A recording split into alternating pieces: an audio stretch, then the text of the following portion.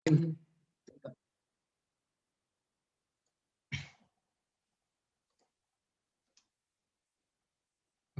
Bismillahirrahmanirrahim. Assalamualaikum warahmatullahi wabarakatuh.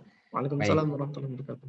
di sini kami dari kelompok 6 akan mempresentasikan mengenai studi kasus ya yang diberikan oleh Bapak Salahuddin tadi pagi mengenai ibu kota baru di Indonesia, yang mana untuk kasus ini terdapat dua pertanyaan. Yang pertama adalah tanggapan lokasi usulan pemerintah dan juga usulan lokasi ibu kota menurut kami di luar Pulau Kalimantan.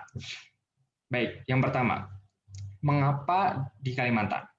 Pemerintah mengajukan usulan ibu kota itu di Kalimantan karena ada beberapa alasan. Di antaranya ada 5 di sini. Yang pertama, risiko bencana minimal, baik bencana banjir, gempa bumi, tsunami, kebakaran hutan, gunung berapi, dan tanah longsor. Yang kedua, lokasinya sangat strategis di tengah-tengah Indonesia.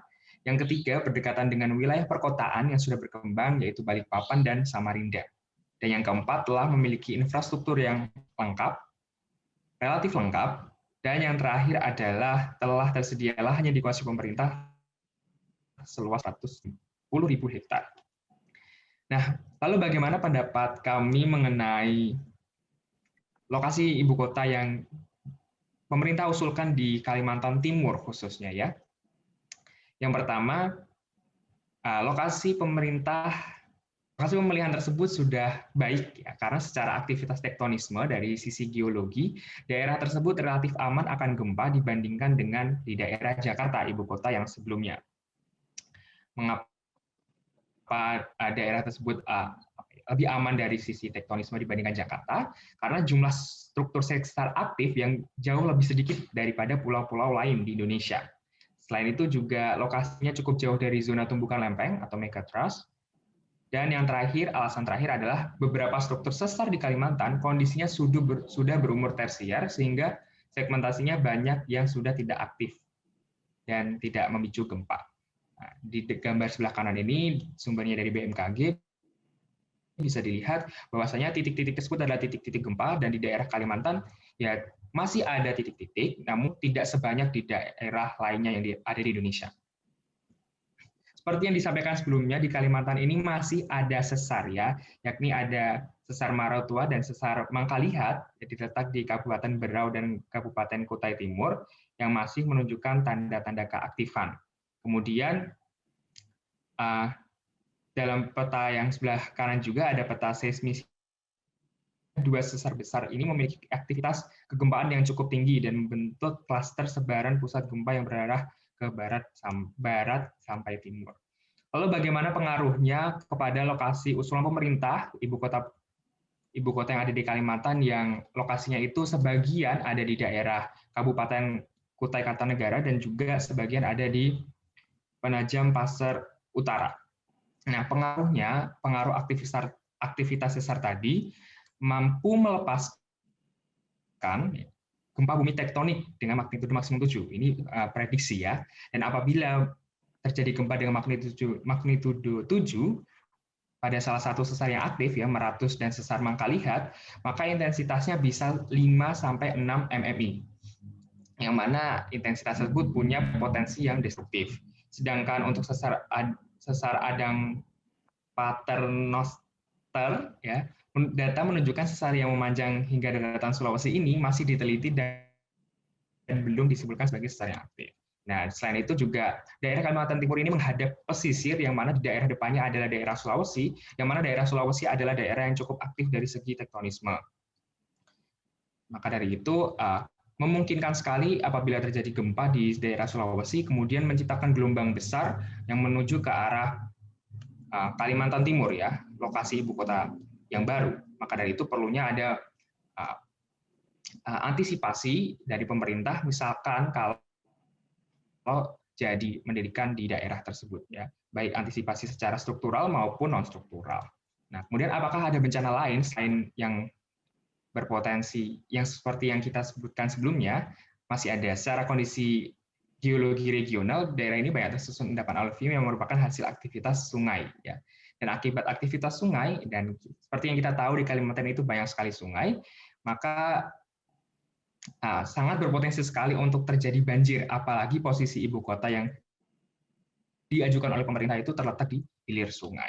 Jadi itu ada beberapa pro kontra atau ya pendapat kami mengenai posisi ibu kota yang akan dipindahkan di Kalimantan. Dan secara hidrogeologi juga ini ada sebuah riset yang dilakukan oleh seseorang gitu ya. Dalam papernya dia mengatakan bahwasanya kondisi air tanah di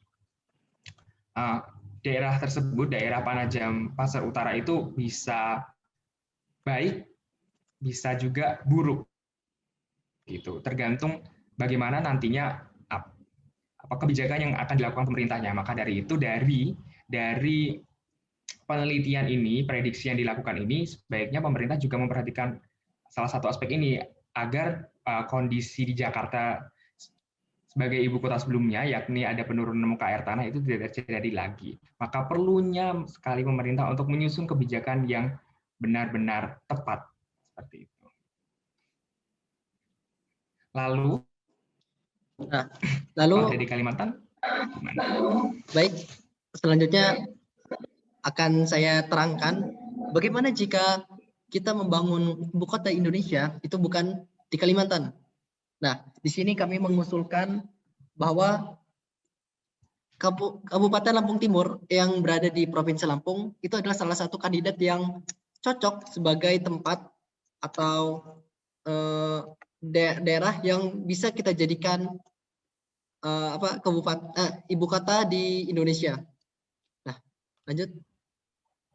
Nah, sini kita sudah mengkaji tentang kondisi fisik yang ada di Lampung Timur. Pertama dari kondisi iklim, di mana Kabupaten Lampung Timur berdasarkan Smith and Ferguson termasuk dalam kategori iklim B, yaitu iklim basah yang dicirikan oleh bulan basah selama 6 bulan, yaitu pada bulan Desember sampai Juni dengan temperatur rata-rata 24 hingga 34 derajat Celcius. Dan juga curah hujan di sana pun merata dari mulai 2000 hingga 2500 mm. Lalu dari topografinya, pada umumnya di wilayah Lampung Timur ini merupakan daerah yang datar dengan sebagian besar wilayahnya berada pada ketinggian 25 hingga 55 meter di atas permukaan laut. Kecuali beberapa wilayah yang seperti Pasir Sakti, Braja Selebah, dan Bumi Agung merupakan kecamatan-kecamatan dataran yang sangat rendah dengan ketinggian 0 sampai 25 meter di atas permukaan laut. Oke, slide selanjutnya. Nah, gambar ini kita ambil dari situs BMKG. Di sini terdapat beberapa titik gempa, banyak titik gempa di mana di daerah Lampung Timur relatif sangat sedikit gempa yang terjadi di sana. Disebabkan ya di sana lumayan jauh dari daerah subduksi gempa. Oke, selanjutnya. Nah, selain kondisi fisiknya, di Lampung Timur juga dekat dengan Pulau Jawa, di mana akan mempermudah proses dan memperkecil biaya transportasi ekonomi dalam melakukan transaksi atau sosioekonomi. Lalu selanjutnya tidak jauh dari pusat ekonomi Indonesia atau di Jawa.